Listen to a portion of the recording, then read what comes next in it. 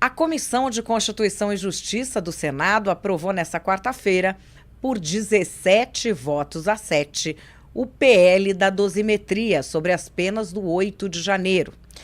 Com isso, o texto foi encaminhado ao plenário para ser votado. Vamos primeiro ver alguns trechinhos da sessão da Comissão de Constituição e Justiça, começando por Flávio Bolsonaro.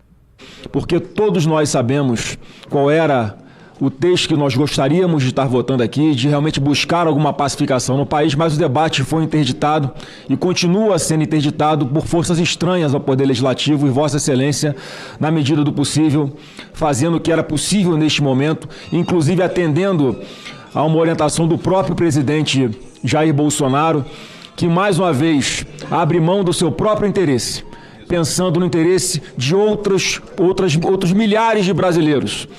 Como quem diz naquele ditado que é melhor dar do que receber, o presidente Bolsonaro, mais uma vez, mesmo sabendo que esse texto vai mudar em praticamente nada a sua situação, mas ele já sente um alento no coração em saber que algumas pessoas vão poder voltar para casa muito em breve, ainda que num regime de semi-liberdade, mas vão poder voltar a abraçar seus filhos, vão poder voltar a levar seus filhos para as igrejas, vão poder voltar a levar suas filhas para o colégio e ter um mínimo de convívio familiar. Pois é, muita gente nessa comissão. Quem estava lá? Renan Calheiros. O que será que Renan Calheiros tem a dizer sobre o PL da dosimetria? Vamos ver. Esse projeto é um retrocesso institucional e jurídico, sobre qualquer perspectiva que se examine. Eu não vou participar aqui de farsa nenhuma para possibilitar a votação dessa matéria, para que o governo aprecie uma outra matéria logo mais à tarde no plenário do Senado Federal. Isso não pode acontecer. A maturidade da sociedade brasileira não permitirá. Essa emenda não pode tramitar, que ela é uma emenda de mérito. Ninguém pode obrigar o Senado a votar em 24 horas uma matéria da complexidade dessa matéria. Nós vamos, senhor presidente, desestimular com isso os militares legaristas que se recusaram a apoiar o golpe. Nós vamos frustrar a investigação densa e profunda da Polícia Federal, que juntou provas indiscutíveis para condenar esses golpistas. Nós não vamos permitir que isso aconteça, presidente. Esse Senado não pode aceitar isso passivamente. Isso é uma farsa. Há pouco veio aqui o líder do governo no Senado Federal dizer a mim que ele concordava em deixar votar a matéria porque queria votar o PL, queria levar as alíquotas de BETs e de fintechs. Eu não concordo com isso. Pois é, quem é o líder do governo no Senado Federal que disse isso a Renan Calheiros? É Jacques Wagner. E vamos ver o que é que ele disse publicamente. Só para deixar claro, não tem acordo nenhum do governo, muito menos meu, em trocar uma coisa pela outra. O que nós queremos é aumentar o juro de bancos, bets e bilionários. E eles querem votar o tal projeto da dosimetria. A única coisa que foi feito é votar os dois projetos na tarde de hoje que interessa ao governo. Esse de aumentar os impostos sobre os barões, os ricos, os super ricos, e eles vão votar o que eles querem. Mas nós vamos votar contra a dosimetria. Fechamos questão no PT e a orientação do governo é contra a dosimetria e a favor de cobrar mais de bancos, bets e bilionários. É isso que nós vamos fazer. Lembrando que já houve um projeto de lei da área tributária em que se aumentava o imposto sobre bets. Esse projeto foi relatado pelo petista Carlos Zaratini, que tirou do texto final o aumento de impostos das bets. É um pouco diferente da fala do senador Jacques Wagner. Agora, voltando à dosimetria. Vamos ver o que disse o senador Sérgio Moro. Porque jamais iríamos admitir que esse projeto, que é um fim tão nobre de corrigir um excesso da justiça do nosso país, fosse utilizado para beneficiar outro tipo de crime. Não beneficiava, sim, crime de corrupção, como andaram falando por aí, mas tinha pontualmente algum efeito marginal para outros crimes, coação no curso do processo, associação criminosa, e a gente não quer isso. A gente quer corrigir um erro do Supremo Tribunal Federal, que eles poderiam ter corrigido, mas nós estamos fazendo, para levar justiça, principalmente, a pessoas como o seu Jorginho, e para que eu possa cumprir a promessa que eu e minha esposa fizemos à dona Sônia. 67 anos, presa, desde o 8 de janeiro, nunca cometeu um crime na vida, nunca mais vai cometer nenhum outro delito. Hoje, pelo menos, é um passo. Sei que muitos queriam mais, mas é o passo possível neste momento. E a gente não vai se deter por tentativa de intimidação ou factoides vindos de a gente sabe sempre de quem. Aqueles que não querem aqui a prevalência da lei e da ordem e da justiça nesse país. E vamos fechar a sequência dessa reunião na Comissão de Constituição e Justiça do Senado? Agora a gente vai à fala do ex-presidente do Senado, que foi cogitado aí por muita gente para uma cadeira no STF, Rodrigo Pacheco. Ou seja, há pessoas presas com penas de 17 anos que poderiam ter uma pena mais razoável em função do tamanho do fato que lhes é atribuído. E essa a razão de urgência, senador Fabiano Contarato.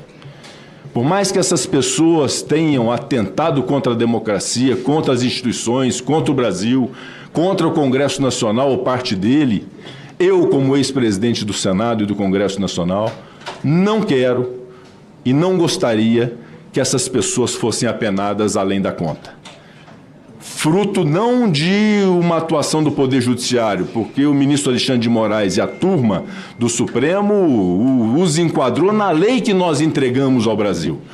Então, o nosso propósito aqui é reconhecer que a lei que nós entregamos em 2021 precisa ser modernizada, precisa ser adequada para permitir uma gradação justa às responsabilidades do 8 de janeiro e à tentativa de golpe que se viu no Brasil.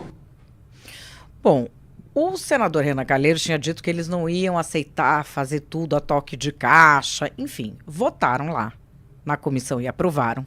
E agora está no plenário do Senado. Vamos dar uma olhada o que está acontecendo nessa votação. Quem está falando é o senador Marcelo Castro. Aliviar para aqueles que são massa de manobra, mas que não alivia para os comandantes, para os cabeças, para aqueles que arquitetaram, para aqueles que financiaram e para aqueles que fizeram toda a coordenação do golpe de Estado. Não é verdade. Esse projeto aqui alivia para os comandantes do golpe. E evidentemente que nós não podemos concordar com isso. Está aqui. O que é que nós achamos que esse projeto poderia ser aproveitado? Seria pegar a ideia inicial do senador Alessandro, derrotar esse projeto que é imprestável e pegar apenas amenizar a pena, como está de 1/3 a 2/3, daquelas pessoas que atacaram o Supremo Tribunal Federal, aqui o Congresso Nacional e o Palácio do Planalto. Agora, aliviar para golpista, aliviar para quem atentou contra a democracia, jamais. Nós não transigimos com golpistas. Essa é a nossa posição e essa será a orientação do MDB. Bom, a gente tem aí ele dando orientação pelo MDB de que vai votar a favor do PL da dosimetria. O Duda, foi bem rápido o negócio lá, né? E a tendência é que seja aprovado hoje. Acho que a tendência é sim que seja aprovado. Tem uma urgência aí também, porque o Congresso vai sair de recesso, então quer resolver isso esse ano. E o PL da dosimetria, Madá, ele é um fruto, é uma solução razoável, que está muito no meio termo. Então, e acompanha um pouco o sentimento, hoje generalizado da população brasileira. Quando tem o 8 de janeiro, saem pesquisas mostrando que a grande maioria dos brasileiros foi contra todo o vandalismo que aconteceu, né, a destruição de obras de arte, a invasão das sedes dos três poderes. Mas depois que vem as condenações, tanto das pessoas que fizeram essas invasões no 8 de janeiro, quanto depois também na trama golpista, e aí estamos falando mais dos atos que aconteceram em 2022, há uma sensação, gera-se uma sensação de que as penas foram duras demais, né? É o que o Sérgio Moro colocou ali, gente pegando 14, 17 anos. Então agora é uma ideia do legislativo, como disse o Moro de novo, né? Corrigir, um fim nobre é tentar corrigir o erro do STF. Então assim, o STF pesou demais na mão, e aí você tenta, sim, aliviar um pouco essas pessoas que foram condenadas, sem, no entanto, dar a liberdade para o Jair Bolsonaro ou para as lideranças, né, da trama golpista de 2022. E também não vai permitir que Bolsonaro se candidate às eleições do ano que vem. Então é uma solução intermediária que foi negociada muito aí pelo Centrão, também com ministros do STF, e que meio que diminui a tensão e até essa demanda do bolsonarismo de que tem que ter anistia, né? Talvez até uma possível aprovação e uma sanção por parte do presidente Lula ajude a diminuir um pouquinho a reivindicação do bolsonarismo, que queria anistia total para todo mundo. E olha, a gente tem uma questão aqui que é a gambiarra, né? Gambiarra é a praxe da lei penal no Brasil. Quando você fica se perguntando por que alguém condenado a um crime tão grave vai ser solto tão logo e o outro vai ficar tanto tempo, e por que isso é assim, por que isso é assado? Porque a gente é o país da gambiarra e porque as pessoas gostam de gambiarra. Dosimetria, eu acho que se tivesse o troféu da gambiarra jurídica, seria isso. A gente tem essa história de que 2 erros fazem um acerto. O judiciário errou. Os processos dos réus do 8 de janeiro, dos peixes pequenos, dos bagrinhos, são vergonhosos. São vergonhosos. Fernando Gabeira está indo atrás de 1 por 1, e isso eu acho que é uma coisa que seria muito interessante a imprensa fazer. Ir atrás de 1 por 1. Outro dia eu li um artigo do Fernando Gabeira contando a história de uma senhora que ela primeiro ficou presa, depois saiu com tornozeleira, agora voltou, acabou o casamento, ela tem cachorros numa cidade pequena, a cidade que cuida, ela está muito mal de saúde e ela não chegou ao 8 de janeiro porque o ônibus quebrou. Ela nem fez parte disso. Nós estamos indo para 3 anos que essa mulher está sendo punida pelo 8 de janeiro sem ter participado. Teve o caso do morador de rua. Esse caso do morador de rua é algo que me chamou muito a atenção, porque assim, ele apanhou do pessoal do 8 de janeiro. Ele estava dormindo lá e quando chega a coisa de passeata, bateram nele, ele ficou lá no meio e foi preso. E ele tinha problemas mentais, problemas de desenvolvimento intelectual. Durante 2 anos ele não conseguiu se expressar, ficou na cadeia. Não tem justificativa nenhuma.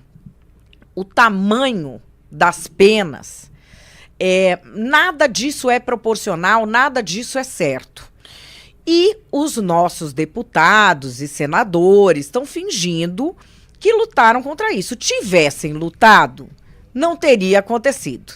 Fato é que o pessoal do 8 de janeiro foi usado primeiro como massa de manobra do bolsonarismo, depois pelo judiciário, pelo STF para dar um exemplo, uma punição exemplar.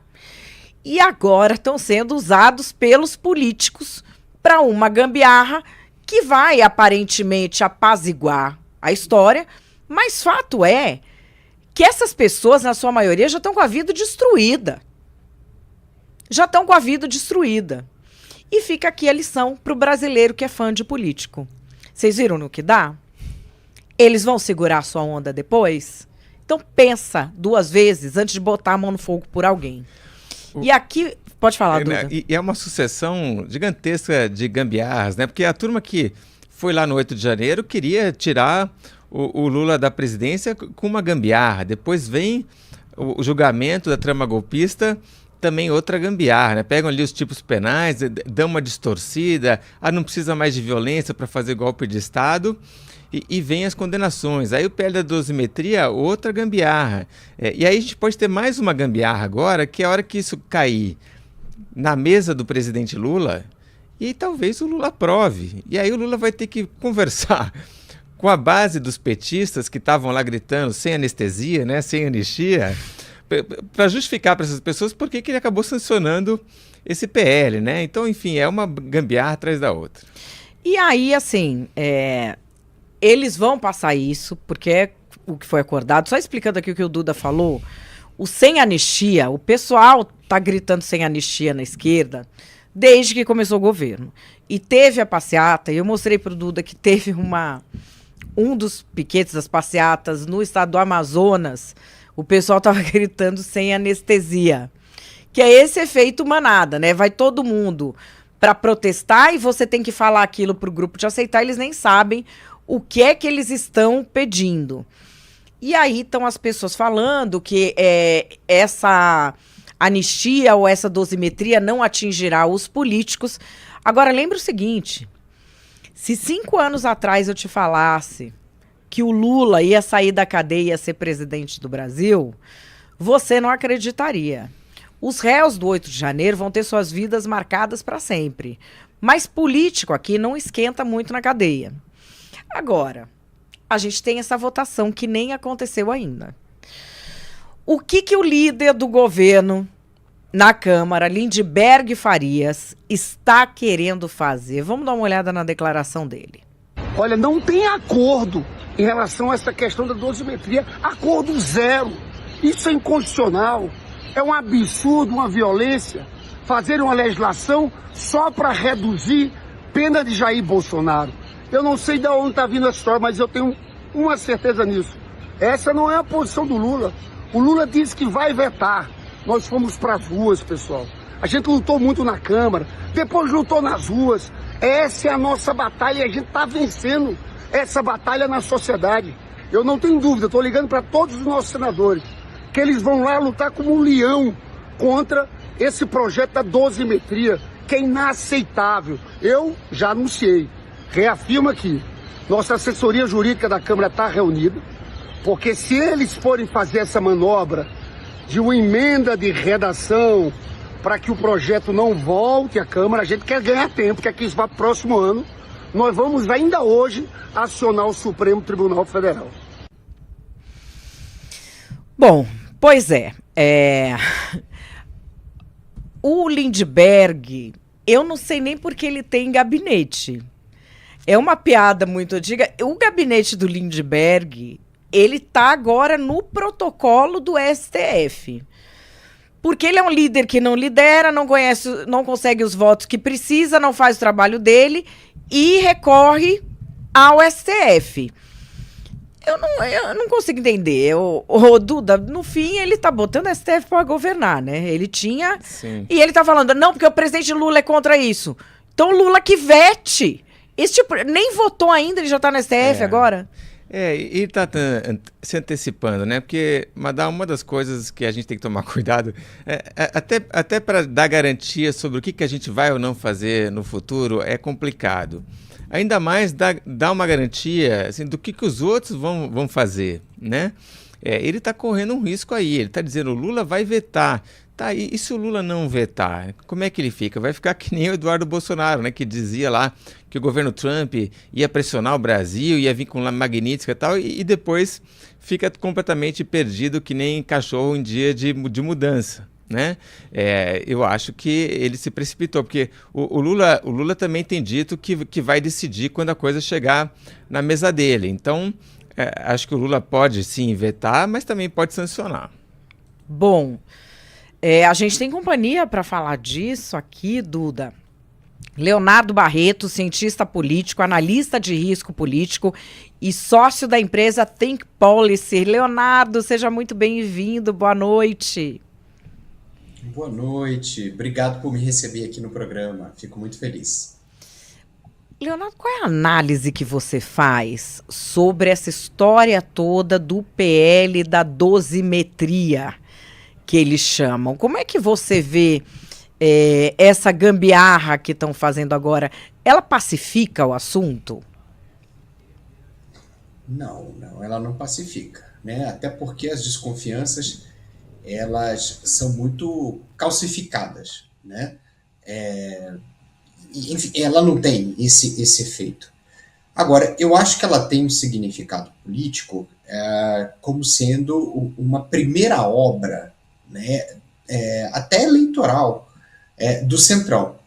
Quando a gente volta no tempo e pega o discurso do Paulinho da Força, né, quando ele vai apresentar ali o relatório dele, ele nomeia pessoalmente todos aqueles que colaboraram com o projeto, né, e aí ele diz os nomes dos presidentes de todos os partidos do Centrão, dos principais líderes, o ex-presidente Michel Temer, enfim. E ao fazer isso, ele diz assim, olha, a gente está aqui sinalizando para uma parte da sociedade, né, que foi, digamos assim, sujeita, né, de um certo arbítrio aí do STF, que a gente vai criar uma solução, uma ponte dentro daquilo que é possível, e vamos dizer para o outro lado que não é com revanchismo e vingança que se vai pacificar o país. Então, assim, foi um movimento, até um ato, né, dos partidos do Centrão para dizer assim, o que eles podem fazer. Agora, existe uma outra face desse processo, que é um acordo entre elites, né? E aí, nesse caso, a sinalização do Congresso é uma sinalização contra o governo Lula, claramente, é uma sinalização combinada, mas de desautorização do STF, de toda maneira, dizendo assim, olha, havia um exagero. Eles vão dizer, houve um exagero na lei, não no julgamento, né, um subterfúgio, mas para as pessoas que estão olhando, falei assim, olha, o Congresso se debruçou e reduziu a pena, né? Então, assim, a mensagem é que houve um exagero e uma sinalização para o clã Bolsonaro, né? Assim, olha, fizemos aqui o que era possível e contamos, então, com a possibilidade de um diálogo, né, para a construção de uma composição ali para o ano que vem. Então, eu acho que esse PL serve a esses interesses políticos, né, e é nesse sentido que eu acho que a gente está caminhando. Leonardo, a gente viu agora o Lindbergh e Farias falar ali que o Lula vai vetar, né? Se o PL da dosimetria for aprovado no Senado e cair na mesa do presidente, ele vai vetar. Você não acha que ele está arriscando um pouco, assim? Eu não tenho uma chance do Lula aprovar isso? Olha, eu acho que o presidente deve fazer algum tipo de pesquisa para entender como que ele deve se portar, né? Porque sobre a mesa dele, ele vai ter duas chances, né? Assim, a primeira é de repente, atuar como uma figura magnânima, né? Oferecendo um perdão, emulando talvez o Juscelino Kubitschek, né? Embora ele goste mais do Getúlio Vargas, né? Que não tinha muito essa história de perdão e de composição, não, né? Bombardeou São Paulo e mandou Olga Benário para os nazistas. Mas a outra possibilidade é reafirmar, né, a narrativa, né, que foi desenvolvida durante esse período, na qual as pessoas atentaram contra a democracia, mas dentro da narrativa do PT e do Lula, a democracia é o PT e a democracia é o Lula, né? O Lula ele se coloca como uma vítima pessoal, né, personificada desses movimentos do 8 de janeiro. E aí o trabalho dele claramente vai ser caracterizar o Congresso como inimigo do povo, uma narrativa que o PT já colocou nas redes sociais só esse ano 3 vezes. E eu acho que isso serve, Duda, a uma estratégia do comunicador Sidônio Palmeira, né, do ministro que coordena ali a comunicação do Planalto, que gosta de criar inimigos, né, para poder vender o seu peixe, né? E aí, nesse caso, não seria a primeira oportunidade, como eu já disse, isso já aconteceu 3 vezes, né, e inclusive é o responsável pelo desgaste ali da relação do Hugo Mota, por exemplo, com o governo, caracterizar o Congresso como inimigo do povo, né? Então, assim, o meu palpite é que o senador Lindbergh está antecipando essa estratégia, né? Uma vez que o Congresso aprove, o presidente vai vetar, o Congresso vai entrar em recesso, e aí vai ter um período até lá, provavelmente isso cai, isso vai para o Supremo, sabe-se lá quanto tempo leva, mas o fato é que o governo vai começar o ano que vem com o hashtag Congresso Inimigo do Povo, e isso é coordenado, isso é trabalhado e tem sido orientado pela SECOM do Ministério do Palácio do Planalto. Você sabe, essa coisa da hashtag Congresso Inimigo do Povo que você fala, eu sinto uma vibe meio AI-5 nisso aí. Eu acho uma vibe bem pesada isso, bem pesada. Teve gente que postou em rede social STF inimigo do povo, não tem mais rede social, não tem mais mandato, não tem nada. Essa campanha ser coordenada pelo Palácio do Planalto, eu considero uma das coisas mais perigosas que nós temos para o ano que vem. Você acha exagero meu? Você acha que tem um raciocínio nesse sentido, dessa demonização do Congresso? É só marketing? Qual a sua opinião sobre isso, Leonardo? Olha, eu concordo plenamente com você. Eu acho que pela mesma coisa, só que virado para um poder diferente, tem muita gente na cadeia, né? Eu concordo. Agora, o que eu acho é que isso tem uma estratégia coordenada, tá? E ela está coordenada com um objetivo eleitoral. Como eu falei, o Sidônio gosta dessa coisa de amigo-inimigo. Ela tem um propósito que é explicar, ou melhor, justificar os fracassos do governo para as pessoas, né? Eles vão dizer, olha, a gente não fez, ou a gente não entregou o que a gente poderia porque o Congresso nos sabotou. Isso está em todas as derrotas do governo, né? Em todas, absolutamente todas, e acho que serve a um trabalho que o ministro Flávio Dino está conduzindo, né? E ele está esperando apenas o momento certo de dar o bote, que é retirar as emendas impositivas do Congresso Nacional, né? E aí é uma questão de assim, todo mundo já entendeu isso, né? O Senado já entendeu, por isso que o Jorge Messias está na geladeira, e há outras medidas anti-STF ali na bica, né, para ser votado na Câmara, porque eles percebem que o ministro Flávio Dino, inclusive a investigação das emendas escalou na semana passada, né, com uma investigação contra uma assessora do ex-presidente Arthur Lira. Então, assim, eu acho que é um combinado, né, para fazer essas coisas. Agora, ele é completamente antidemocrático, né, especialmente se a gente for pensar objetivamente que o Congresso, com todos os seus defeitos, ele serviu para moderar o ex-presidente Jair Bolsonaro, né, durante o seu mandato, especialmente ali na gestão da pandemia, e serviu para moderar, assim, o presidente Lula, né, que tinha uma agenda estatizante, especialmente nessa área de saneamento.